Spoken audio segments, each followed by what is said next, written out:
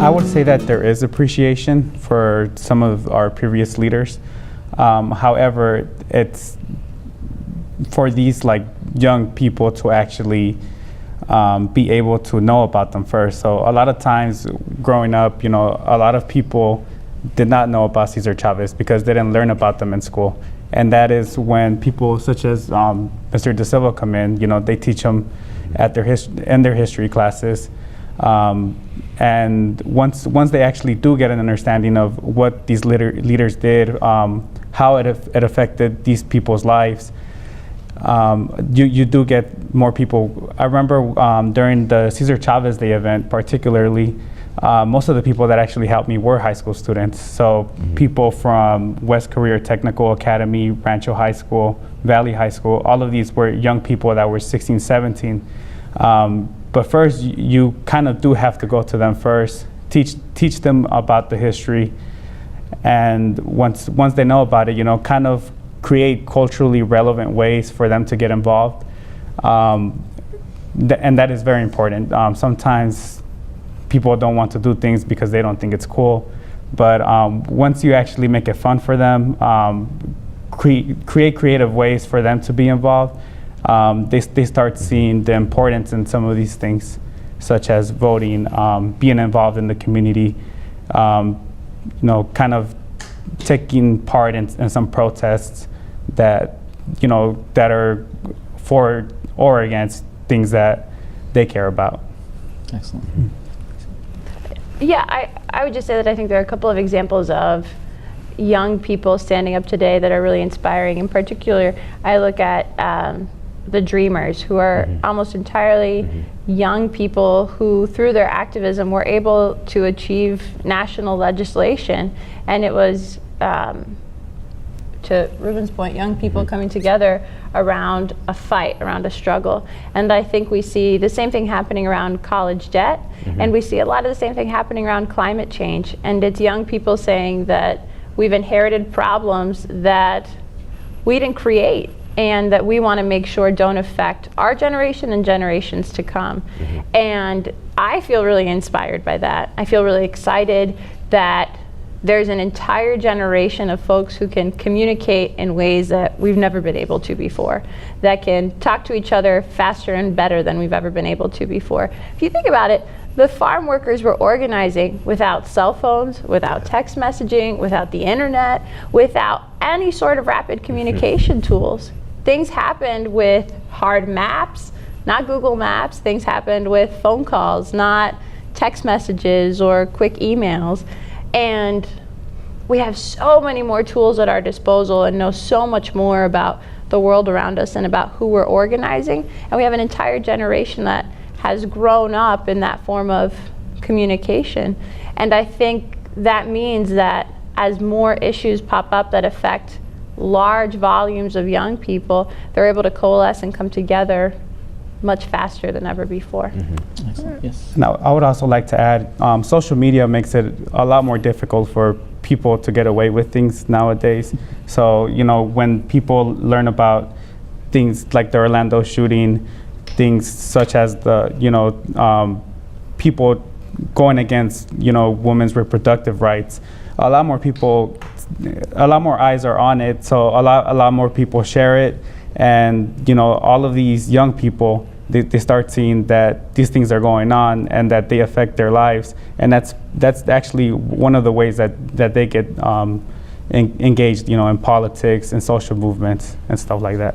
So you think they have a much more instant impact on the discussion through the social media than they probably did in the past? Correct. And I think there's a lot of good and bad that comes out of that. I think, as I see some of my students here in the audience, we talk about this in class, does social media hamper or hurt us? And it makes us more connected, but in the same token, it's information connection, and oftentimes, we lose that human-to-human interface that was so common. I know the example I used in high school is, I remember if I wanted to go ask a girl out on a date, I'd have to literally walk up to her, all shy and everything. If I didn't do it face-to-face, I'd have to write a little note and say, here you go, or have one of my friends pass it. But it was human-to-human connection. Yeah. Now it's just, hey, what you doing after school? Let's go to Roberto's together. It's a text message, back and forth, and that changes things a bit. But that's something that we are, beginning to embrace and come around. Though I think it's going to have a transformative effect on human nature as a whole. But on the same token, we don't know what's going to happen. I mean, we're literally going through this information revolution now, and there's going to be a lot of dynamism around this, and who's to say how this will affect human nature 100 years from now. It's going to be pretty interesting, and how human beings organize, how human beings exchange information, what kind of politics will arise out of this. It's going to be interesting to see that play out. Yeah, and I would also just add that oftentimes we confuse a text message or a tweet or a Facebook post as real activism, and it's not. It's Reuben's point. It's a sharing of information, and real activism is actually hard. It's marching 300 miles. It's having face-to-face tough conversations with folks, and I think it's true with voting. If you think sending a text message to a friend is going to get them to the polls, you're wrong. It's really having an engaged discussion about why voting is important to them, or whatever the issue is. It takes face-to-face, one-on-one organizing, and I don't think that there's not a way anytime soon to do away with that. That's still very much at the core of social change. The question that I would have is, in the community, especially with going back again to the kind of youth of today, is we see the educational aspect of progressing in the United States. A lot of the jobs that are coming up, the higher wages. We're discussing kind of the wage gaps and the types of jobs out there. Education is the #1 factor in outside of any other factor on whether somebody will be very successful, earn a lot of money, have the kind of things that people are strive for.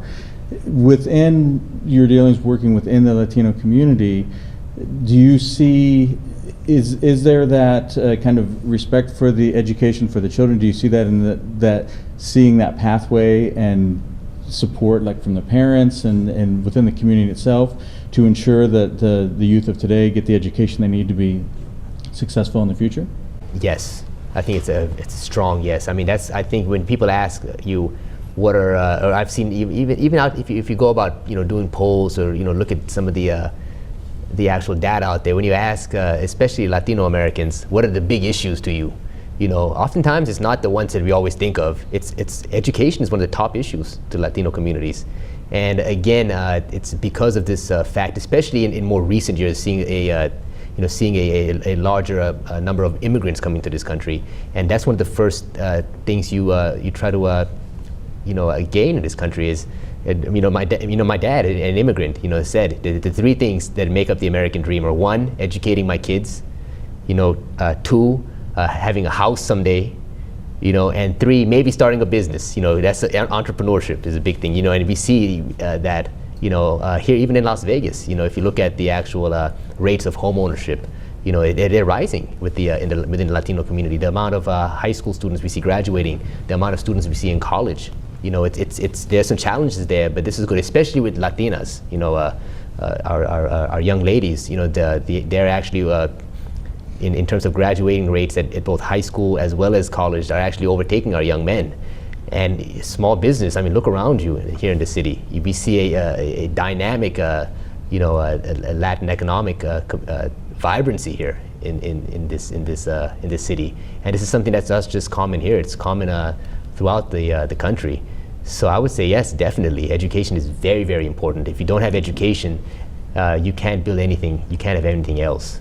Education is what it gives you the tools to again sit down and have those negotiation skills at the business table, or learn about the housing market, and understand things like interest rates and mortgages. Education is the bedrock, and I think that's something that's very, very well known and well understood in the Latino community. And we see that in our libraries as well. We see the families come in as a whole and check out a lot of materials and so it's good to see that. We see that in our aspect, and I like that. I would say yes. But there are challenges. Yeah. I would say that, as a first generation student, I kind of didn't have the resources. Going into college, I kind of didn't know what I was, doing, because I just went in there. Nobody else had done it before me. And, pretty much, I just went in and someone just pushed me inside a pool and they told me swim.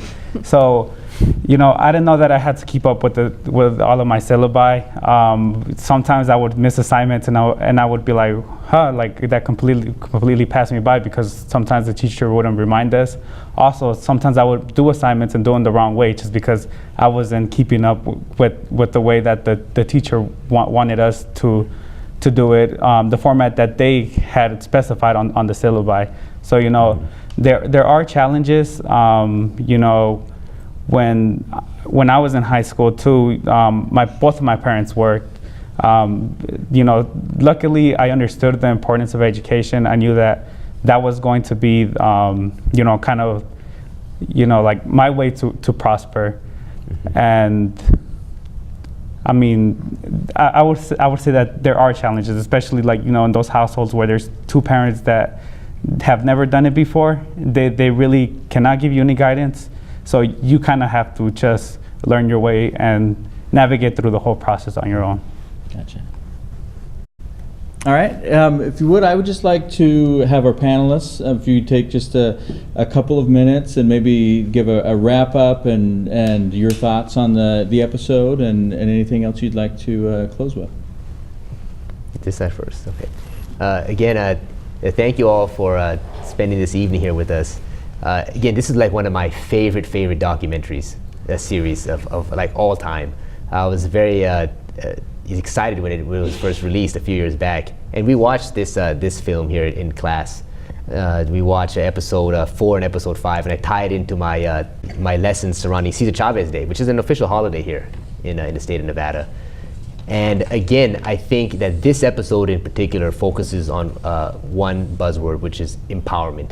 And this empowerment is through civic engagement and through political participation. Again, it's incumbent, I think, for all of us as Americans. It doesn't matter what your skin color is, what your ethnicity, who you are, how old you are, age, none of that matters. What really matters is your ability to get out there and exercise your right to vote.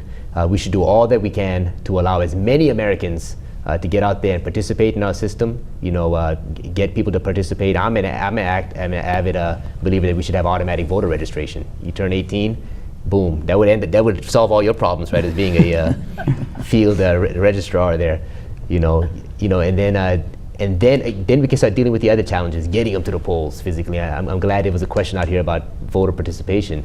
One of the biggest challenges is that small act, of registering somebody to vote. You have to actually physically get up someday, go over to the county clerk or the post office and register yourself. And oftentimes, that small act can be difficult to do. If you automatically register everybody, that's taken care of. Then we can talk about getting the folks out to the polls, get out the vote efforts, firing up the electorate, so on and so forth. So, again, empowerment, political participation, civic engagement. Those are the themes, I believe, of this episode 5. I think what moves me the most, and what I take away from what was really just such an incredible documentary, is the power of the collective. Because each of the different examples throughout the episode were struggles that didn't affect just one person. Cesar Chavez wasn't the only farm worker. Dolores Huerta wasn't the only farm worker. They were leading what were thousands of people and families. And it couldn't have been just Cesar and Dolores marching to the Capitol. It couldn't have been just Willie registering voters. It had to be thousands of people coming with them. And I take away that one can try, but a group can do it. And that to really achieve social change, we're not going to be able to have one person standing on a sidewalk with a big sign by themselves. It's going to take everyone doing their part, and I feel inspired by that. I feel excited about that, and I'm reminded that it's in bringing someone with you to vote, it's in bringing someone with you to a picket line that we really achieve the most change. And I actually agree with Yvanna. that was one of the biggest things I kind of gained through this documentary. All of these were movements. There were collective efforts with large groups of people, harnessing the power of numbers. And it was demonstrated with Cesar Chavez, with Willie Velasquez, which understood that you had to go out, register people to vote. And also Jose Gutierrez, who actually, ran La Raza Unida and actually said, hey, we're going to have people that are demographically representational of the people that they represent. So having people that actually look like you in office. And I think that it goes beyond voting. This particular documentary, I would say, if there's people that don't really represent your values and they don't really look like you that are in office, sometimes you kind of have to also, kind of step up, and you should run for office too. So, it's beyond just voting. It's being active in protests, fighting against injustice, calling out the system whenever the system is rigged, as you saw with Willie Velasquez as well, when he took those 85 cases to court and he won every single one of them because the injustice was so clear that he just won every single court case. Excellent. On behalf of Vegas PBS and the North Las Vegas Library District, I would like to thank our wonderful audience and distinguished panelists to be with us here this evening. I would also like to thank our dedicated staff of the Vegas PBS for all of their hard work and professionalism. I hope that you enjoyed the screening and discussion tonight, and drive safe. Thank you very much for coming out. Appreciate it.